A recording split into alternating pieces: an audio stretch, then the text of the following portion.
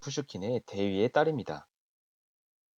삶이 그대를 속일지라도라는 유명한 19절로 잘 알려진 알렉산드르 푸슈킨은 1799년 러시아의 모스크바에서 태어납니다. 그는 러시아의 명문 귀족 가문에서 태어난 귀족인데요. 친지들 중에 시인이 많아 그들의 영향을 받으며 자랐다고 합니다. 10살 때 이미 프랑스어로 시를 쓸 정도의 신동이었죠. 푸슈킨은 귀족 신분임에도 불구하고 젊은 시절에 진보적인 사상으로 무장하게 됩니다. 이러한 그의 정치적 사상이 시로 표현되어 유배 생활도 하고 검열 대상이 되는 등 작가로서는 결코 녹록지 않은 삶을 살았죠. 푸슈킨은 자신의 작품에 당시 농노제 아래에 러시아의 실상을 반영하는 것을 지향했다고 합니다. 안타깝게도 39이라는 젊은 나이로 세상을 마감했지만 푸슈킨은 러시아 문학에 지대한 영향을 끼쳤습니다. 대위에 따른 1836년에 쓰여진 푸슈킨 말년의 대표작입니다. 1773년 푸가초프의 난이라는 역사적 사실을 배경으로 하고 있는데 푸슈킨은 이 사건에 대해 깊은 관심을 가졌다고 합니다. 그는 푸가초프의 난이 일어난 현장을 직접 방문해서 자료를 수집하고 극비 문서를 열람하기까지 하면서 푸가초프 반란사를 쓰기도 했었는데요. 푸가초프의 난을 바라보는 그의 시선은 일반적인 지배층의 시선과는 다른 것이었습니다. 이 작품에는 귀족, 군인, 농민 등 다양한 사람들이 등장하고 그들의 삶을 사실적으로 그려내고 있는데요. 그 때문인지 대위에 따른 19세기 러시아 사실주의 문학의 선구적인 작품이라고 평가받고 있습니다. 그럼 이 작품, 대위의 딸을 함께 손에 쥐고 읽어보시겠습니다. 먼저 이 작품의 주요 등장인물들을 소개하겠습니다.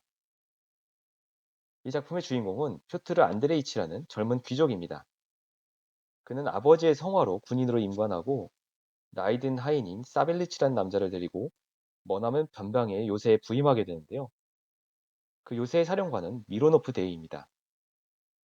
그리고 그에게는 마리아라는 아름다운 딸이 있는데 표트르와 마리아는 약혼한 사이가 됩니다. 마리아를 짝사랑하지만 결국 거절당하는 쉬바브린이라는 남자가 있고 러시아를 뒤흔든 푸가초프의 반란을 일으키는 푸가초프도 이 작품에 등장합니다. 이렇게 6명이 이 작품의 주요 등장인물들입니다. 이제 대위의 딸의 주요 줄거리를 소개하도록 하겠습니다.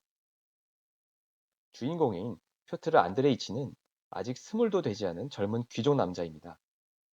그런데 그의 아버지는 아들이 군대에 갈 수 있는 나이가 되었다며 군인의 길을 걷게 하죠. 그는 아들이 강하게 크기를 바랐던 겁니다. 표트르는 모스크바나 상트페테르부르크 같은 대도시의 부대에 가기 원했지만 정작 그가 배치받은 곳은 동쪽 변방의 한 군사기지였습니다.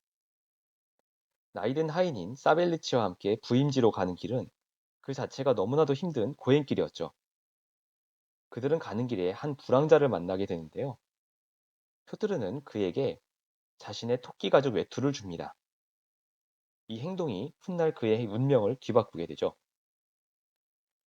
오렌부르크라는 도시 근처에 벨로고르스크 요새에 도착한 그는 군사기지의 사령관인 미로노프 대위와 그 가족들을 만나게 됩니다.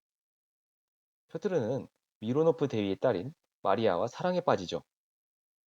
한편 그 요새에 있던 쉬바브린이라는 남자도 마리아를 짝사랑하고 있었습니다. 하지만 마리아는 경박한 남자인 쉬바브린을 거절하고 표트르의 구애를 받아들여 두 사람은 약혼을 합니다. 이렇게 행복의 정점을 향하던 두 사람의 인생에 큰 시련이 닥치는데요. 바로 푸가초프라는 자가 반란을 일으킨 겁니다. 푸가초프의 반란군은 파죽지세로 주변 요새들을 함락시키고 마침내 주인공이 있는 요새에까지 몰려옵니다. 기세가 잔뜩 오른 반란군들에게 결국 요새는 함락되고 미로노프 대위 부부는 죽음을 맞고 말죠. 마리아는 신분을 감춘 채 그들에게 붙잡히고 맙니다. 표트르 역시 반란군들에게 사로잡히는데요. 알고 보니 놀랍게도 푸가초프는 이 요새에 부임할 당시 표트르가 토끼가죽 외투를 주었던 불황자였죠. 호방한 성격의 푸가초프는 표트르의 은혜를 잊지 않고 하인인 사벨리치와 함께 풀어줍니다. 하지만 표트르는 약혼녀인 마리아를 포기할 수가 없었습니다. 그는 다시 푸가초프를 찾아가 단판을 짓고 마리아를 구출해 나오는데 성공하게 되죠.